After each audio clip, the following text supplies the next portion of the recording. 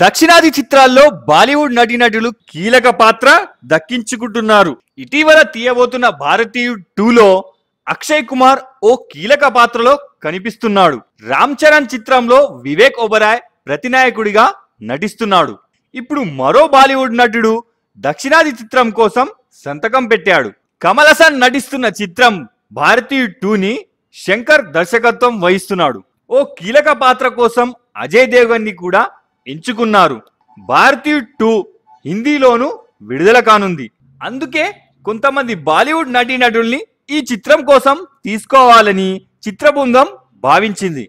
అందులో భాగంగా అజయ్ దేవగన్ కి ఛాన్స్ దక్కింది. అయితే ఇది ప్రతినాయకుడి పాత్ర లేదంటే సహాయ నటుడిగానా అనేది తెలియాల్సి ఉంది. సో ఫ్రెండ్స్, ఇలాంటి మరిన్ని అప్డేట్ కోసం ఈ వీడియోని మీరు షేర్ చేసి మా ఛానల్ ని సబ్స్క్రైబ్ చేసుకోవడం మర్చిపోకండి. మరొక అప్డేట్ తో నెక్స్ట్ వీడియోలో కలుద్దాం. అంతవరకు సెలవు. Bye bye.